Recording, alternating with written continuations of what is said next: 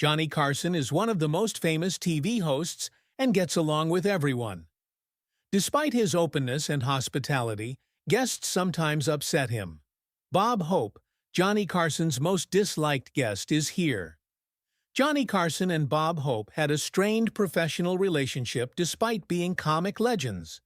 Carson, noted for his smooth interviews and spontaneous chats, detested having Bob Hope on The Tonight Show.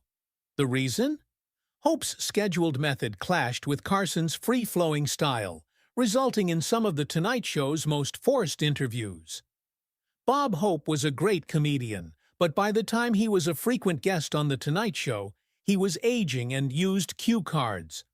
Hope preferred scripted one-liners and expected Carson to set him up for punchlines, unlike most guests. Carson found the interviews tiresome and uninspiring because they felt like staged comedy routines. Hope's poor communication skills were another concern. Carson loved spontaneity. The Hope interviews were mechanical and predictable. Hope's staff often sent Tonight Show producers a list of themes and pre-written gags, turning Carson into a prop rather than an interviewer. Carson called interviewing Hope like talking to a gigantic promotional machine due to this lack of true engagement. Additionally, Hope's Hollywood aristocracy made The Tonight Show feel obligated to book him, whether he had something new or exciting to promote. Hope's appearances were generally related to his latest special or project, making them feel like ads rather than entertainment or personal experiences. Joan Rivers. Friendship and mentorship turned into profound resentment between Johnny Carson and Joan Rivers. Rivers was Carson's favorite Tonight Show guest early on. He liked her wit, strong humor, and biting banter, often asking her as a guest host. Carson disliked and banned Rivers from his show after their business relationship soured in 1986. Carson helped Rivers get her first national TV break in 1965. She became Carson's frequent guest host in the early 1980s. Many believed she was being groomed as his successor. Despite their on-air chemistry, Rivers was sometimes tough to control. Her brashness and caustic humor occasionally clashed with Carson's more controlled, suave hosting. After a severe personal betrayal, Carson disliked Rivers on his show, not her humor. Rivers became the first woman to lead a late-night talk show when she accepted the Fox offer in 1986. She did not tell Carson about the deal beforehand. Carson was shocked and betrayed by her move. He never answered Rivers' calls to explain and never spoke to her again. After the fallout, Carson banned Rivers from The Tonight Show. This decision lasted over 30 years. In honor of Carson, Jay Leno maintained the ban when Carson retired. Rivers returned to The Tonight Show in 2014 after Jimmy Fallon took over. In late-night television history, Johnny Carson and Wayne Newton had a memorable fight. Carson was recognized for his witty quips about celebrities, but his frequent Newton gags caused tension. Carson felt uneasy after a personal confrontation. On The Tonight Show, Carson mocked Newton's flamboyance, overacting, and apparent lack of manhood. Carson's gags regularly referenced Newton's high voice, polished appearance, and Vegas showmanship, insinuating he wasn't as rough or manly as other acts. Newton took Carson's jokes personally. Unlike other celebrities, he was proud of his achievement and disliked the constant criticism. When Newton confronted Carson, the tension broke. Newton, known for his Las Vegas connections, didn't ignore Carson's words. He allegedly stormed into Carson's office and physically threatened him to stop making jokes. Some say Newton's message was plain. If the jokes continued, penalties would follow. Carson, known for controlling his program and never backing down from a joke, the incident had disturbed him. Newton was not a fighter, yet his aggressiveness made a lasting impact. Carson cut his Newton jokes after the incident, but their relationship was damaged. Carson apparently disliked Newton as a guest because to this background. Despite his politeness on camera, He probably felt uncomfortable around Newton, being aware of their tension. Newton, unlike other visitors who humored Carson, took things personally, which Carson despised. Carson and Newton's dispute was one of his few comic failures. Newton's resistance to be humored and his willingness to confront Carson ruined their relationship, which never healed. Rogers, television titans. Johnny Carson and Fred Rogers, Mr. Rogers, although their techniques were quite different. Carson enjoyed spontaneity, dialogue, and sarcasm, which he used to mock guests. However, Fred Rogers was soft-spoken, honest, and avoided conflict and mockery. Rogers' guest appearances on The Tonight Show were awkward due to this difference, and Carson didn't like him. Carson disliked Rogers because he had little room for comedy. Carson could laugh and tease with most guests, but Rogers' serenity and earnestness made it impossible. Rogers didn't traditionally entertain. He promoted kindness, understanding, and childhood education. Carson's honesty was adored by millions, yet it limited his humor, making interviews slower and less vibrant than with other guests. Carson also struggled to treat Roger like a guest due to his saintly reputation in children's television. Joking at his expense may make Carson look cruel, so he avoided it. He couldn't talk to Rogers as easily as he could other public people. Carson tried to keep the conversation going in this dead zone, making the interview awkward and unnatural. Carson may have despised Rogers because The Tonight Show was aimed at adult late-night viewers.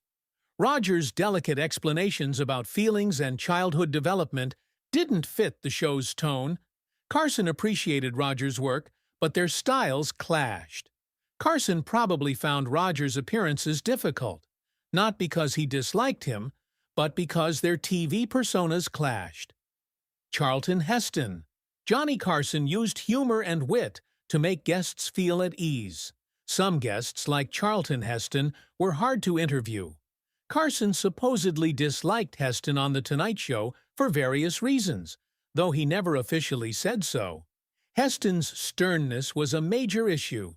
Heston had the gravitas of an old Hollywood leading man in epic pictures like Ben-Hur, The Ten Commandments, and Planet of the Apes. Heston was severe and intense, unlike many actors who joked around. Carson, who loved spontaneity and playfulness, may have struggled with this stiffness, making interviews less enjoyable. Heston was also known for being rambling and somber. He gave long, self-important answers while discussing his films, politics, or personal convictions rather than having a brief chat. Carson preferred guests with vitality and humor, and Heston's solemnity didn't fit that. Politically outspoken, Heston may have caused tension.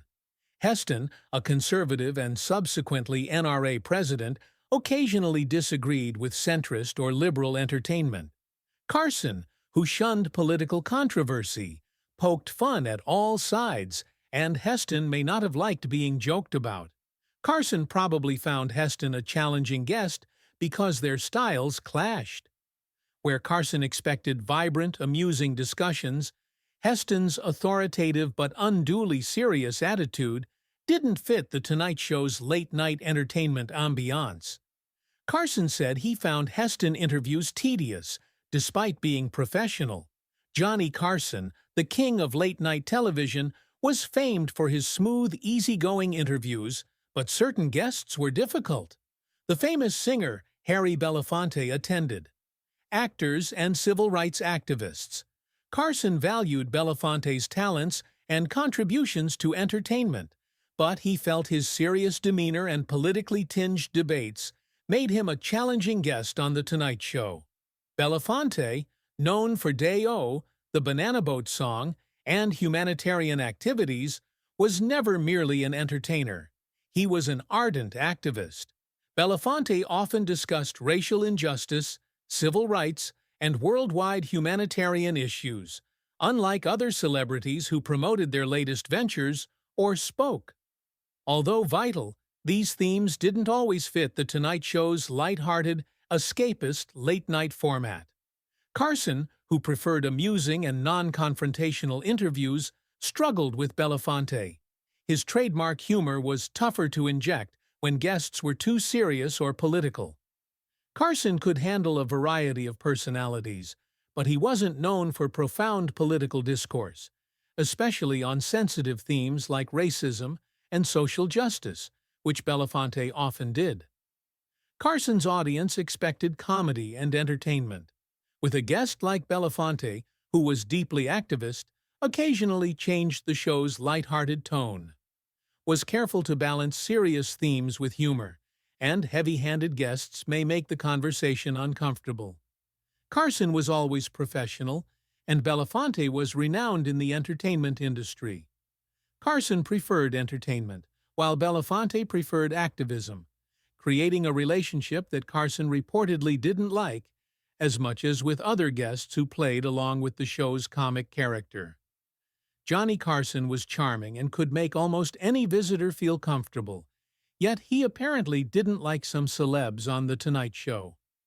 Chevy Chase, a Saturday Night Live alum and comedian, often irritated Carson. Arrogance was one of Carson's main objections about Chase's appearance. Chase became famous in the mid-1970s as the original Weekend Update anchor on SNL, but Hollywood immediately labeled him pompous and self-important. Chase often appeared superior to Carson's laid-back, yet authoritative hosting style, unlike many comedians who came on The Tonight Show to play along.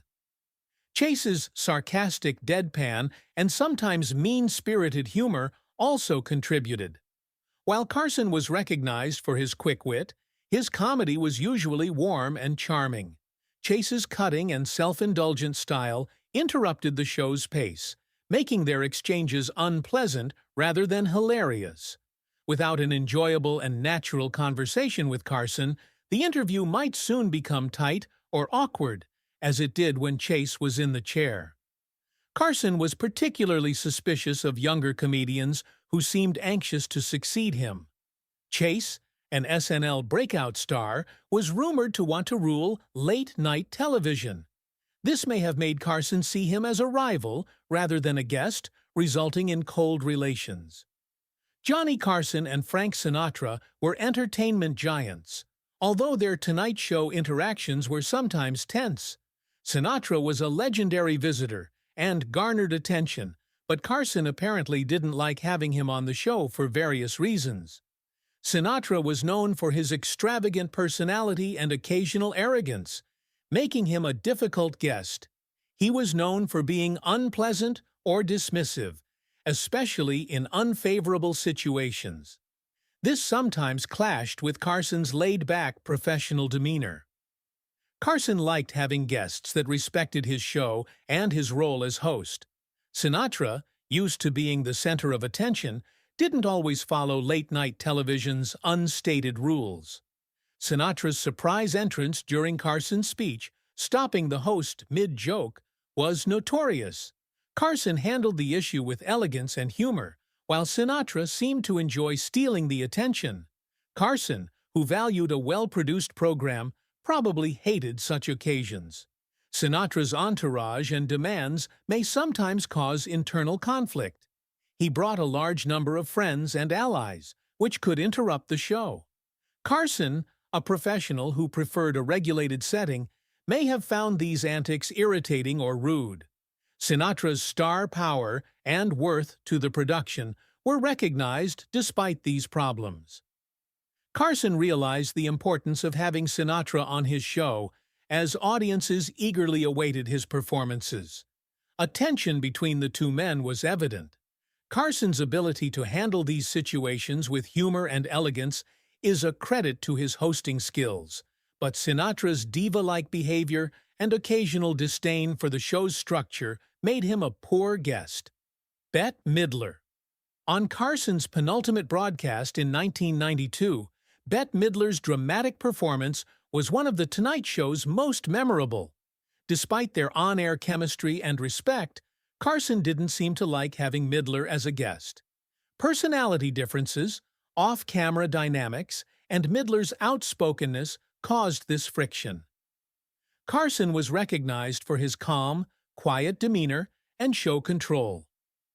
Guests who suited the show's conversational approach and respected his hosting role were his favorites.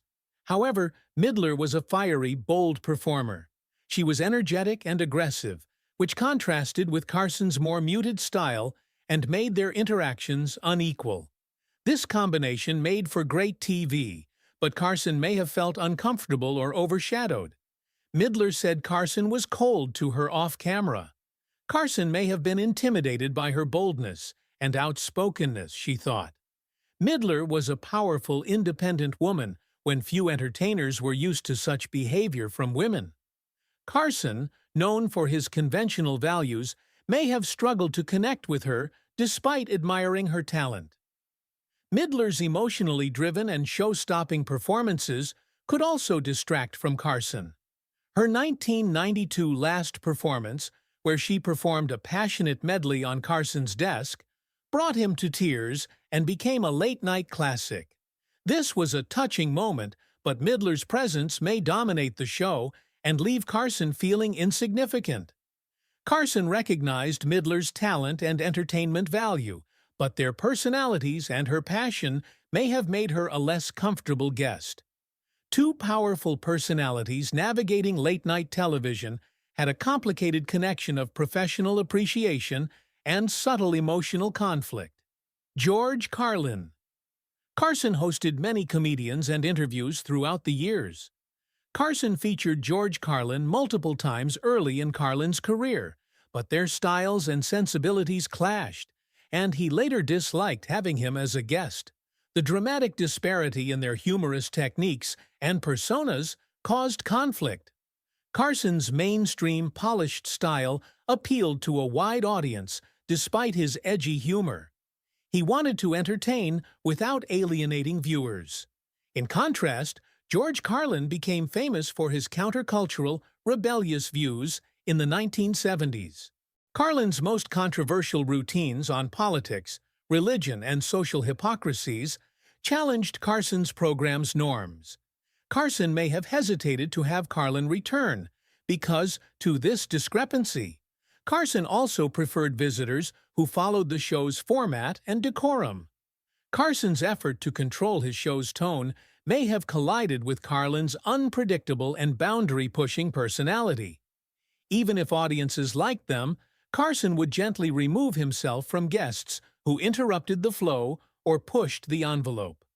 Carson may have been afraid of featuring Carlin due to his rising counterculture fame.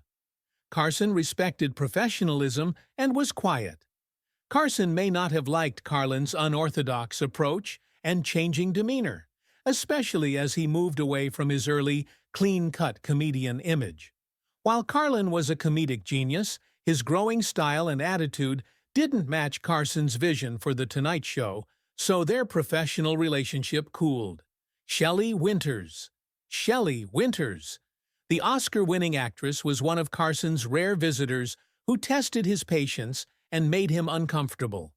Carson didn't like Winters on his show, and their relationship was volatile and unpredictable. Winters' outspokenness and unpredictability reportedly made Carson loathe him. Winters was bold, opinionated, and dominated talks. Carson was frequently interrupted, questioned, or sidetracked. Disrupting show flow. Carson, noted for his control and seamless interviewing, may have been frustrated by a guest who broke late-night television protocol. Her tendency to steal the attention may have clashed with Carson's framework. Winters' unpredictable and combative behavior made her appearances tense.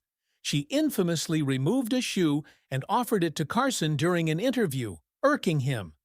Carson respected professionalism and favored visitors who enhanced his humor rather than overwhelmed him.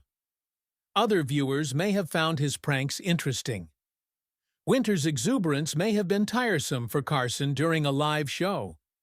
Winters' outspokenness contrasted with Carson's Midwestern reticence and incisive wit. Carson sparred with guests in good fun, but Winters' assertiveness often made him uneasy.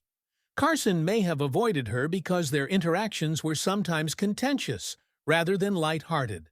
Shelley Winters' strong personality and unpredictable behavior made her a difficult guest for Johnny Carson, who preferred smooth, controlled discussions. Tom Snyder, the mysterious and outspoken presenter of Tomorrow, was another guest Carson supposedly disliked. Snyder and Carson were late-night TV staples, but their personalities and approaches to broadcasting clashed, causing tension on The Tonight Show. Snyder's big personality and desire to lead conversations caused conflict. Snyder was a skilled interviewer with a fiery, aggressive manner. He often controlled Carson's show's dialogue as a guest, speaking extensively and sometimes overshadowing Carson.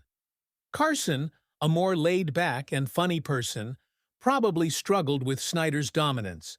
Snyder's refusal to yield to Carson as host may have caused conflict. Snyder's self-promotion and brashness may have bothered Carson. Carson appreciated visitors who laughed along and let him lead the interview.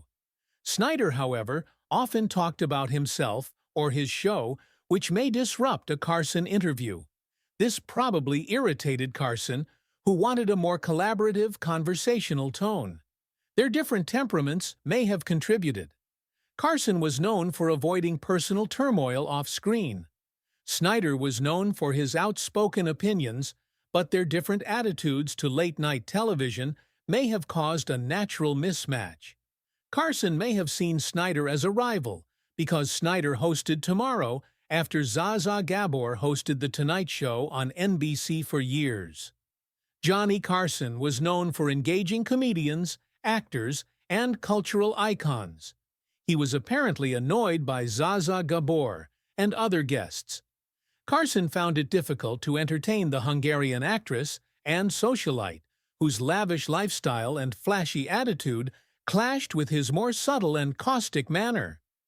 Gabor's dominance in chats irritated Carson. Gabor was noted for her quick wit, big personality, and constant chatter about her fortune, relationships, and opulent lifestyle. Some audiences found this enjoyable, but Carson had little room to direct the debate or infuse his typical humor. Carson favored guests who could chat with him and go along with his subtle jokes, but Gabor's self-centered tale often stalled the broadcast, aggravating him. Another Gabor's flamboyance and diva-like behavior may be self-awareness failure. Carson could gently poke fun at his guests to disarm them or point out discrepancies. Gabor's reluctance to laugh at herself made these brilliant exchanges fall flat, causing a rift between the two.